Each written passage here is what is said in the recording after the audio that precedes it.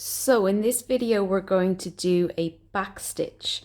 Now I already have my stab stitches in there. If you don't know what that means, you can have a look at that tutorial on starting off your stitching. But I'm going to go from this side of the line across.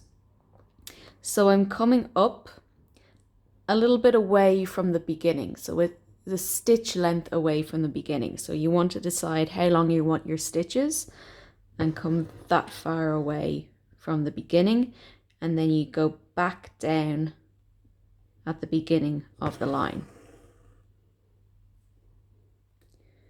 And again, up a stitch length away from that first stitch, and then you're going back to meet that previous stitch. So you're going back down through the same hole that the other stitch is coming out of. So you don't want any gaps in between your stitches. You want them to be nice and flush beside each other. So always going forward along the line and then back to meet the previous stitch.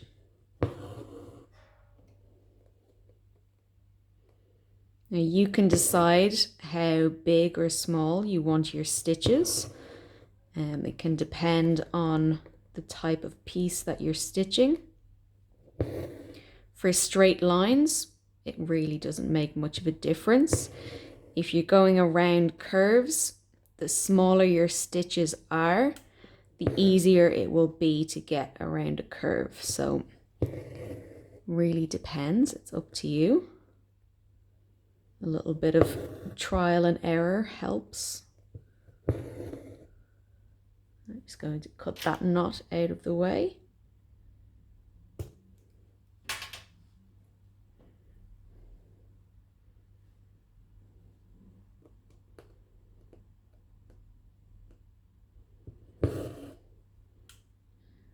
So always going back to meet the previous stitch. It's as simple as that.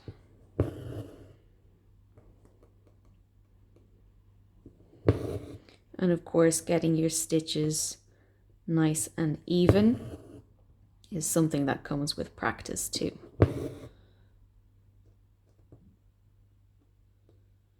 So that's your back stitch. If you have any more questions, don't be afraid to ask in the comments below or to message me. But that's a nice simple back stitch.